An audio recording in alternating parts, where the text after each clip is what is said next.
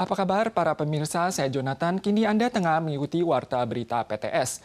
Situasi pandemi membludak pasca liburan Cengbeng mencatat 382 kasus lokal pada 7 April. Terbanyak di kota New Taipei dengan 111 kasus. Kasus impor juga bertambah 149 kasus. Presiden Tsai Ing-wen menyatakan Taiwan seharusnya berupaya mengurangi bencana, mengeliminasi gejala parah, dan mengendalikan kasus gejala ringan secara efektif. Chen Shih-chung menyampaikan protokol terkait akan langsung dilonggarkan.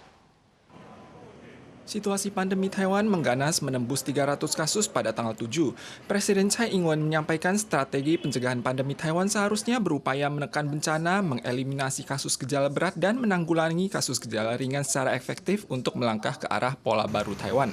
Protokol pencegahan pandemi berikutnya akan berangsur normal. Namun akhir-akhir ini pandemi menjalar hingga ke lingkungan sekolah. Menurut statistik MOE, hingga tanggal 7 ada 128 sekolah yang diliburkan. Chen Shih-chung mengakui penghentian kelas secara besar-besaran dinilai berlebihan. Pihaknya akan membahas hal ini dengan MOE pekan depan. 就是说有2个以上就全校要来停课等等这些相关的规定，可以来做讨论。 Taiwan berupaya menekan tingkat bencana, mempersiapkan sarana medis bagi gejala berat, melonggarkan protokol secara berangsur. Berikutnya, lokasi karantina mandiri dilakukan di rumah. Di saat yang sama juga mempersiapkan pembelian obat dalam jumlah besar.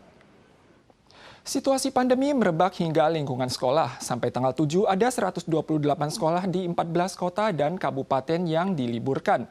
Taipei meluncurkan program subsidi sekolah guna meningkatkan skala vaksinasi. Stasiun utama Taipei juga kembali meluncurkan pos layanan vaksinasi skala menengah bagi PMA dan warga asing. Taipei kembali meluncurkan pos vaksinasi skala menengah di Aula TMS tanggal 6 pukul 1 siang. PMA siswa keturunan Tionghoa, warga asing, dan warga Taiwan yang tiba bisa langsung menerima vaksinasi Moderna atau Medigen. 我前2剂是打科兴，中国大陆的，对。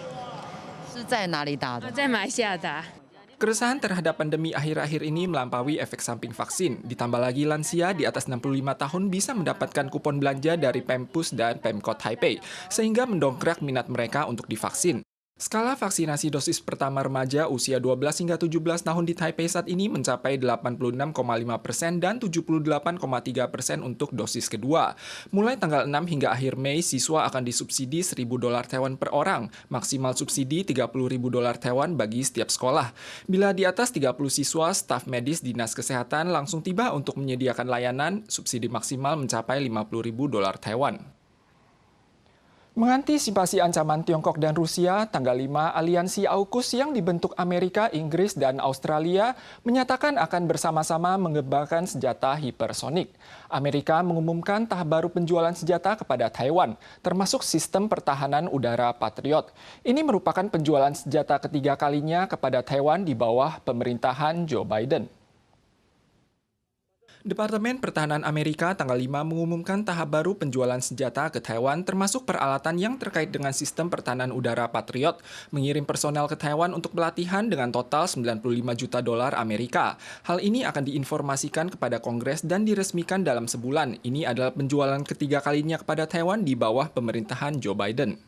Aliansi Keamanan AUKUS yang dibentuk oleh Amerika, Inggris, dan Australia mengumumkan akan bersama-sama mengembangkan senjata hipersonik dan memperluas daya tempur elektronik.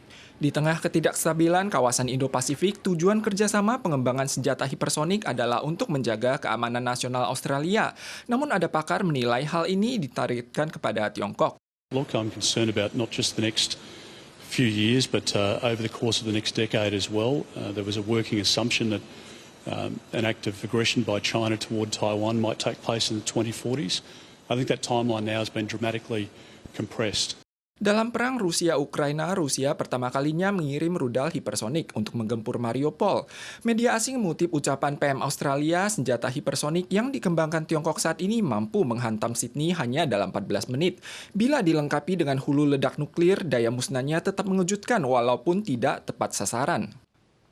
Para pemirsa sekalian, sekian Warta Berita PTS. Berikutnya mari kita saksikan kuda laut di Brasil. Kita sual lagi di pekan depan. Sampai jumpa.